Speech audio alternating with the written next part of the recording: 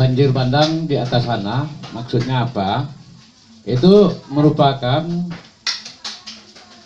berkumpulnya air di daerah bottleneck, di daerah ketinggian, di atas sana.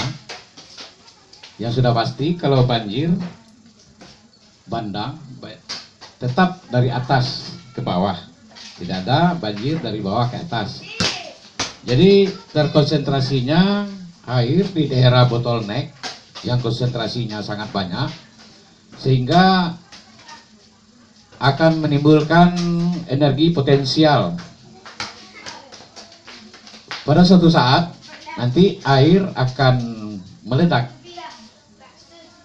akan turun ke bawah dengan tidak terduga, sehingga mengakibatkan hancurnya perkampungan,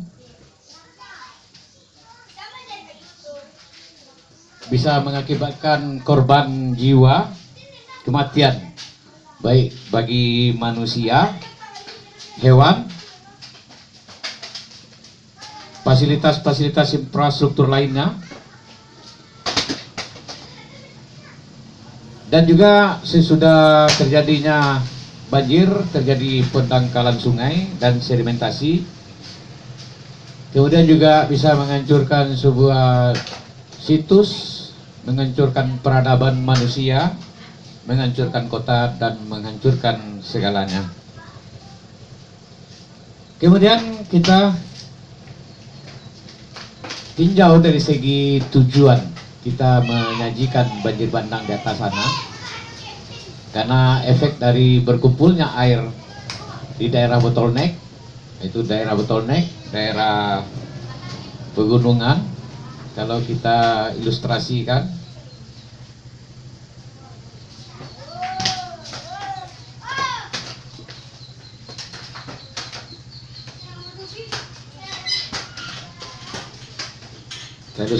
seperti itu. Ini ada perbukitan, mungkin daerah penyempitan sungai. Ini karena ada nanti ada sliding, ini akan bertumpuk, terjadi pembendungan alamiah, air akan berkumpul ke hulu, pada suatu saat, pada titik kritis pembendungan alamiah yang dari tanah tadi tidak terbendung lagi oleh bendungan tanah tadi, akan menyebabkan longsor, maka turunlah air secara bergemuruh dan akan melibas atau melindas seluruh yang di daerah laluannya. Tujuannya adalah kita mencoba untuk mencari penyelesaian akibat dari banjir bandang, yaitu mungkin bagaimana mengatasi permasalahan yang ada dengan mitigasi bencana yang dituntun nanti oleh tim evakuasi, tim SAR, BNPB, BPBD, TNI Polri, masyarakat, dan semuanya bahu-membahu untuk mengatasi permasalahan sesudah terjadinya bencana. Baiklah, penyebab daripada banjir bandang ini mungkin sebagian orang sudah tahu, sebagian orang mungkin tidak tahu. Mungkin pada kesempatan ini kita coba menerangkan penyebabnya. Bisa jadi disebabkan karena gempa. Gempa dengan berkekuatan tinggi akan menyebabkan tanah menjadi labil atau runtuh. Tanah pegunungan akan meruntuh seperti terjadi pernah di Agam, di Wasior, banyak lagi. Ini terjadi penurunan karena terjadi longsoran, akan menimbun sungai alamiah, akan terbentuk bendungan alamiah.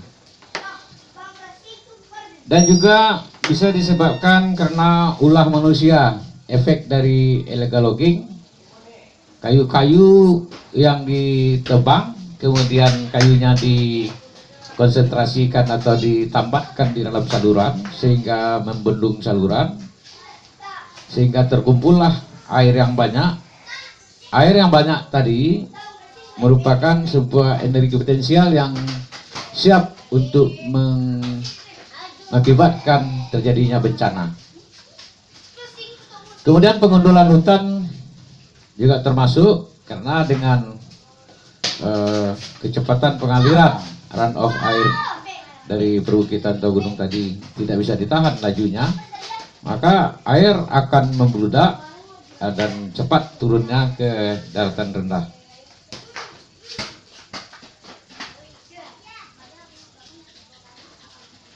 Kemudian penyebab yang lain mungkin struktur tanah lemah karena porous atau slope-nya terlampau tinggi. Ini akan juga bisa menyebabkan. Jadi kepada kita bersama mungkin perlu kita ingatkan kepada orang-orang atau masyarakat mungkin yang suka berpiknik atau ke hutan-hutan, mungkin para pendaki gunung, para wanadri atau yang lain-lain, mungkin bisa memberikan gambar informasi mungkin daerah-daerah rengkahan efek dari gempa. Karena pada prinsipnya bumi merupakan alam. Bumi akan selalu berubah-ubah karena dia selalu memperbaiki dirinya. Karena peristiwa-peristiwa penimbunan dan pengangkatan merupakan peristiwa alamiah yang dialami oleh bumi. Kemudian penyebab yang lainnya adanya pengundulan hutan dan vegetasi. Hutan apabila digundulkan, vegetasinya kita tidak atur menebangnya, itu akan menyebabkan terjadinya erosi. Air hujan dengan durasi banyak dan lama itu akan mengalir ke dalam sungai dengan sangat derasnya, akan membawa butiran-butiran tanah, sehingga akibatnya juga di sungai akan terjadi penyempitan-penyempitan dan terjadi sedimentasi yang luar biasa, sehingga limpasannya air yang banyak tadi akan melimpah dan menggenangi perkampungan-perkampungan, bahkan kota pun bisa ditenggelamkan. Kemudian pengolahan hutan yang semraut juga bisa menjadi penyebab dari banjir bandang ini. Tapi yang jelas, banjir bandang di atas sana merupakan berkumpulnya sejumlah air yang mungkin jutaan meter kubik karena terjadi pembendungan alamiah di daerah bottleneck di atas sana dengan ketinggian yang cukup. Pada suatu saat pembendungan alamiah ini tidak sanggup lagi untuk menahan konsentrasi air yang sangat banyak. Akibatnya bendungan tanah tadi yang bersifat temporer akan kritis dan runtuh, sehingga membeludaklah air turun ke bawah karena kemiringan perbukitan atau sungai yang sangat tinggi menyebabkan pengaliran yang sangat kencang, sehingga air akan mengalir sangat derasnya, akan meluluh lantakkan seluruh yang dilaluinya. Untuk itu perlu kita mewaspadai, baik masyarakat semuanya perlu bahu-membahu memberikan informasi yang benar kepada pihak yang terkait agar permasalahan-permasalahan yang ada bisa cepat diantisipasi. Contohnya, mungkin ada kerengkahan efek daripada gempa, ada rengkahan, ada penyempitan yang airnya tergenang di hulu sungai, itu bersegeralah untuk menginformasikan ke instansi terkait agar air itu tidak bertambah terus konsentrasinya sehingga menjadi energi potensial pada suatu saat meledak dan bisa menyebabkan banjir bandang. Para audien, kita mohon untuk like and share, subscribe, menyebarkan video ini. Semoga saja video ini memberikan manfaat kepada kita bersama, menjadi ilmu pengetahuan yang berguna dan bisa kita mengatasi seluruh permasalahan yang kita hadapi.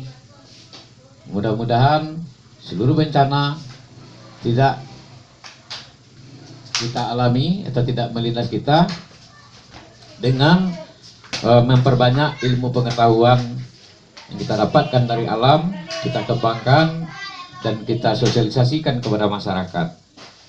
Kemudian mitigasi bencana setelah terjadinya banjir bandang, tentu ada mitigasi bencana, yaitu merupakan evakuasi mungkin dari pihak instansi terkait, dari pihak SAR, BNPB, BPBD, TNI Polri, Pemda, masyarakat. Semuanya harus turun tangan bahu-membahu mengambil perannya masing-masing sesuai dengan tupoksi. Sehingga apa yang dirasakan masyarakat betul-betul terayomi dan bisa menjadikan kita menjadi baik. Walaupun kita kena musibah yang tidak bisa kita atasi, tetapi mengatasi permasalahan yang bersama-sama mungkin mendatangkan hikmah dan pahala yang berlimpah. Evakuasi bencana yang kita maksud dengan evakuasi bencana ini adalah bagaimana caranya kita mengatasi permasalahan yang sudah ada dengan terjadinya banjir bandang. Ada titik-titik lokasi yang kita cari aman untuk mengkonsentrasikan para atau orang-orang yang kena musibah. Mungkin pihak SAR, BNPB sudah mengerti dengan jalur-jalur yang ada. Cuman mungkin perlu ditingkatkan agar pengendalian atau evakuasi pasca bencana itu dapat terkonsentrasi dengan baik. Kemudian apa yang dapat kita lakukan setelah pasca bencana dan evakuasi? Yaitu kita melakukan perbaikan sistem berupa perbaikan infrastruktur daerah sungai yang sudah tergerus efek dari banjir bandang. Itu perlu kita lihat sampai ke hulu. Apakah sungai itu perlu kita berikan perkuatan, retaining wall-nya, atau pembendungan, atau mungkin perlu kita buat check dam untuk mengatasi kemiringan. Kemudian perlu juga kita lihat vegetasi yang ada, apa perlu reboisasi atau konservasi lahan. Kemudian kita memberikan tanda-tanda jalur merah untuk disosialisasikan kepada masyarakat bahwa daerah yang boleh dibangun dan yang tidak boleh dibangun, daerah-daerah potensial terlindas banjir bandang dan daerah-daerah aman banjir bandang, daerah-daerah pemukiman yang mungkin bisa aman dan bisa tidak aman, kita beritahu kepada masyarakat. Kemudian mungkin bukan bencana itu berlalu begitu saja atau fenomena ini berlalu begitu saja. Sungguh banyak ilmu yang bisa kita dapatkan dengan terjadinya sebuah bencana. Dengan bencana kita bisa berpikir dan bisa memikirkan bagaimana kita menghadapi kondisi alam dengan menambah ilmu pengetahuan yang ada, kita akan memperlakukan alam secara baik. Perlu sosialisasi kepada masyarakat agar kejadian-kejadian banjir bandang ataupun kejadian-kejadian yang fenomena alam lainnya tidak memakan korban, tidak menghancurkan sebuah negeri, sebuah peradaban, ataupun mengakibatkan meninggalnya orang atau hewan. Perlu kita sosialisasikan daerah-daerah yang mungkin konsentrasi perkampungan tidak merupakan daerah aliran daripada banjir bandang. Di dalam peta topografi nanti kita bisa merencanakan atau melihat, mendesain apapun, tentu dengan mempelajari topografi semuanya bisa kita lihat dengan aerofoto, dengan ortofoto, dengan topomap, Google Map, bisa semuanya kita atasi permasalahan itu apabila memang kita bekerja bersama-sama, terutama kita percayakan kepada instansi terkait untuk berperan aktif, sehingga seluruh permasalahan yang ada bisa kita atasi sebaik-baiknya. Dan apa yang kita dapatkan dari musibah ini adalah ilmu yang bermanfaat, yang menyebabkan kita survival, yang menyebabkan kita ke depannya bisa berdiri tegak dengan alam, bersenyawa dengan alam, tanpa menimbulkan dampak-dampak yang buruk kepada kita dan kepada alam. Mudah-mudahan ilmu ini bisa memberikan manfaat bagi kita semua. Kepada audien, tolong like and share.